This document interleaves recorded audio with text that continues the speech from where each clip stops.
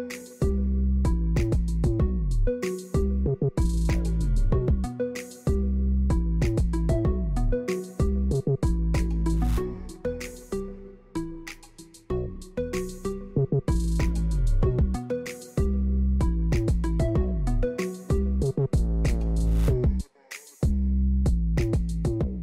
is Tuesday, December 18, and the countdown to Christmas has begun. Here's what's making the news today.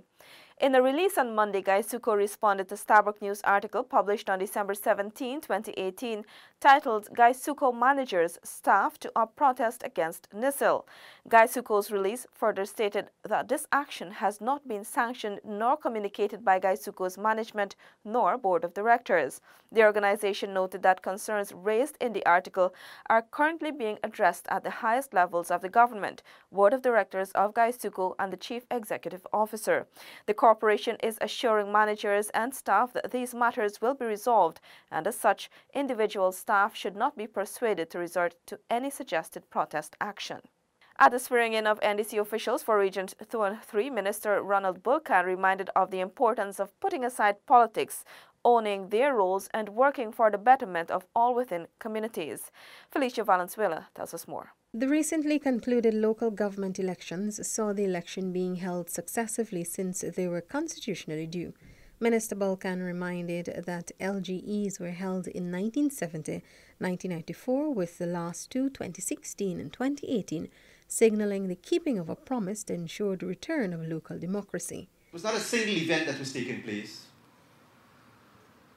What took place on November 12th was actually 670 elections taking place at the same time.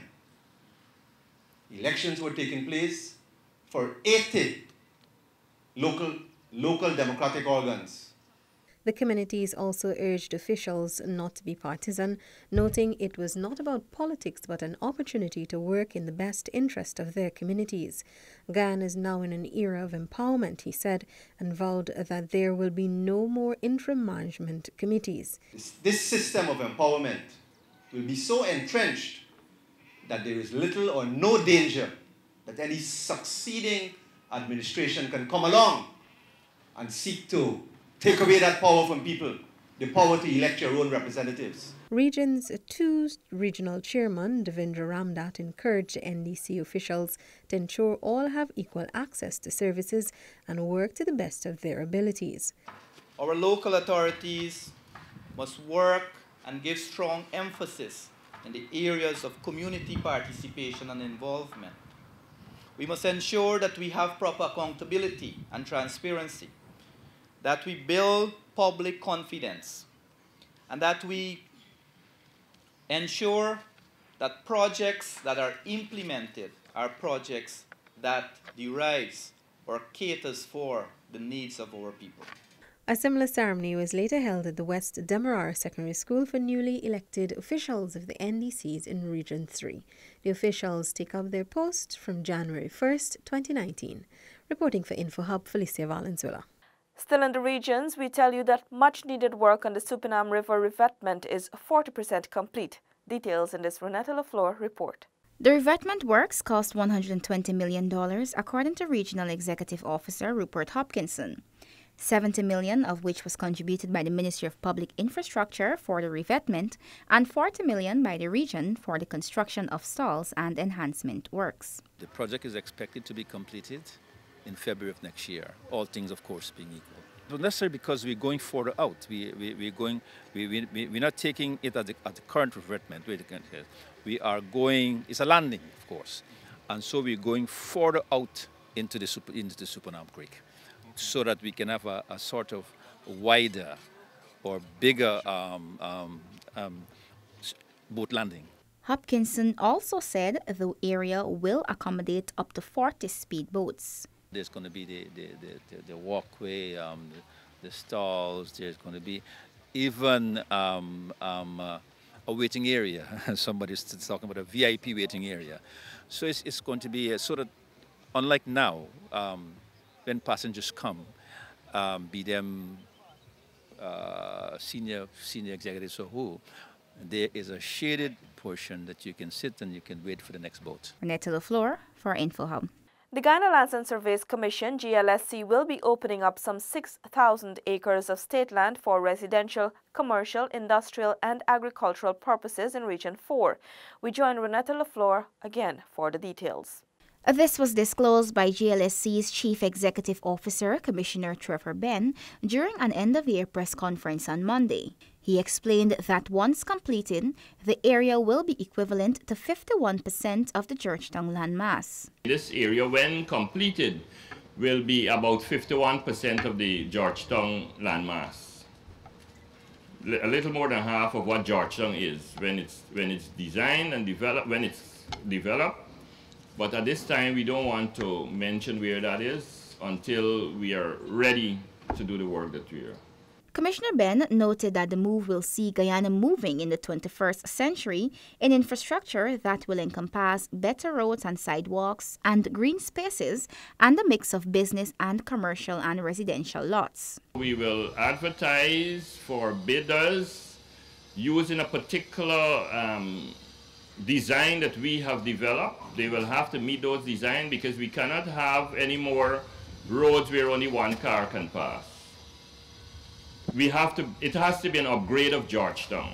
There has been an increase in expression of interest for state land for commercial and agriculture purpose, especially in Region 4, followed by Region 9, 10, and 6. To meet this demand, the GLSC has been working to repossess lands owned by persons but are not in use. Renetta LaFleur for InfoHub. The Small Business Bureau said it has been able to facilitate the disbursement of $1 billion in loans over the last 4 years. Details in this Alexis Rodney report. While the Small Business Bureau does not provide loans, it assists its clients in accessing funds from the commercial banks. SBB's Chief Executive Officer, Dr. Lowell Porter, told the year-end press conference this morning that since 2014, the organization has been able to help many of its clients to access funds from the financial institutions. We do not have a lending program. So all loans are done by the banks, and there are only 2 commercial banks in Guyana that support the program, all right? And those banks are the ones who have the final decision on who gets the loan and how much they get, right? Got nothing to do with us. Data has shown that there has been a very small percent of delinquent clients in this regard. This year, over 50% of clients have been successful in their loan applications. One of the things that is also important to highlight is that the delinquency on those loans are extremely low, less than 0.5% delinquency. So when you compare that to what is going on today with the commercial banks, I believe that, in partnership with SBB, we screen our clients, we do site visits, we help them make sure that they have everything in line, and we continue that relationship with them. I believe that is important. The SBB has exceeded its 2018 targets. The target for training was set at 714. The SBB was, however, able to train 916 as of October 31st. The target for loan guarantees was set at 55. However, 66 loans were guaranteed by the organization. From an original target of 127 for grants, 165 were disbursed. Reporting for InfoHub, Alexis Rodney. Still to come, 40 graduate from Aeronautical Engineering School and Albertown children get Christmas surprise. This and more when we return. Stay with us. Dogs again, and no mailbox. Don't let this happen to you. I'm so happy that I get this mailbox. Now I get an armor mails. You know how much times GPL come and disconnect me lights because I couldn't get my bill? I will notice. Anyways, girl, the post office encouraging all residents to install a mailbox so they can improve their service to us. Get your mailbox today and help the Guyana Post Office to serve you better. Welcome back. Director of Sport Christopher Jones has extended heartiest congratulations to Guyanese and West Indian players Shimron Hetmeyer, Shafin Rutherford and Kimo Paul. The trio has been selected to play in the Indian Premier League 2019. Hetmeyer was selected by Royal Challengers Bangalore and Rutherford and Paul were selected by Delhi Capitals in today's auction held in Jaipur, India. Jones has also congratulated the 3 other West Indian players who were selected: Carlos Brathwaite from Barbados, Nicholas Pooran from Trinidad and Tobago, and Ocean Thomas from Jamaica. Orthopedic and general surgeons at the Georgetown Public Hospital and the New Amsterdam Regional Hospital have embarked on an initiative to reduce the backlog of persons requiring hernia surgeries in Guyana. Delicia Haynes tells us more. A total of 64 hernia repairs were completed over a weekend period on 50 persons. This brings the backlog of needed surgeries down by 70%. This is according to GPHC CEO George Lewis. Patients both young and old benefited from the intervention wherein inguinal hernia repairs were done. Lewis clarified that though there are persons still to undergo the surgery, this is not necessarily considered a backlog. His observation was supported by Head of General Surgery, Dr. Navendranath Rambaran. We have a prioritization system, and it's based on that prioritization system that the backlog is created. For example, if we have a motor vehicle accident and someone comes to the hospital and they need emergency surgery, obviously if you have a surgery that is programmed, that surgery will be cancelled in order to accommodate that person. Unless a surgery is done immediately when a patient comes to the hospital, whether it be in the outpatient setting or the emergency setting, then there is an inherent backlog once it's not done immediately, right?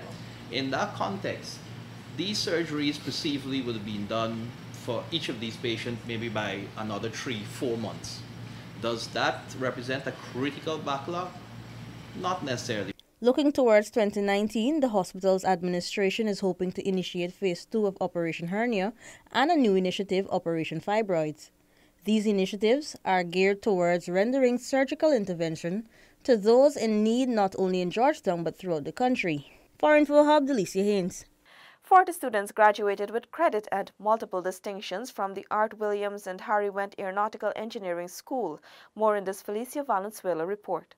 40 students on Monday graduated from the Art Williams and Harry Wendt Aeronautical Engineering School. Of the 40 graduates, 36 have already applied for their Guyana Civil Aviation Authority Aircraft Maintenance Engineer's license. Director of the school, Captain Malcolm Chanasu, highlighted the success rate of the institution. He noted that the school boasts of a higher than average pass rate, as most of the students who graduated on Monday afternoon graduated with merit credit and multiple distinctions. During her feature address, Minister Annette Ferguson stated that prior to 2015, Guyana's compliance in the area of civil aviation was below 50%. She, however, noted that since the current administration took office, it has ensured the much-needed changes were implemented. The Guyana Civil Aviation Authority would have given their signal to us that they are ready for another validation, which should be done before December 2018 is through. And the Director General has assured me that after this validation is done, we should see Guyana moving from a mere 65 or 64.4% to close to 80%. Only a month ago, the Civil Aviation Act was passed in the Parliament. The bill makes provisions for the enablement of the Chicago Convention and the agreement establishing the Caribbean Aviation Safety and Security Oversight System. Reporting for InfoHub, Felicia Valenzuela. In our final report for today, the children of Albertown and surrounding communities had an early Christmas surprise yesterday when the Ministry of Social Protection continued its 2018 Christmas drive to spread cheer for the festive season. Isaiah Brathwaite has that story. The children received gifts and snacks while the parents received food hampers. The exercise was led by Social Protection Minister Amna Ali, Public Health Minister Waldo Lawrence, and Georgetown Mayor-elect Pandit Ubraj Narain. Minister Ali said that as a soldier of the government, she is spreading Christmas cheer on behalf of the president. This afternoon we have decided that we are going to treat the children of your community with toys so that you can have a wonderful Christmas. Minister Lawrence also extended well wishes to all and noted that it was good to see the smiles on the faces of the children. Mayor-elect Pandit Narain said that this initiative is simply to give back to his constituency. He noted that the government will continue to provide its support for the development of the community and young people. Isaiah Braffett for InfoHub. Do remember to check your TV schedules for more budget and focus programs where various ministers discuss measures and sector allocations of the 2019 budget. Your green tip of the day for the Christmas season: limit your lighting. Turn Christmas tree lights on when you are in the room to enjoy them, and also turn outside lights off before you go to bed at nights or put them on a timer. That's all for this evening. Connect with us on WhatsApp, like and subscribe to our Facebook page for notifications. You can also follow us on Instagram for updates and visit our website at dpi.gov.gy. Your bridge and weather reports are up next. Goodbye.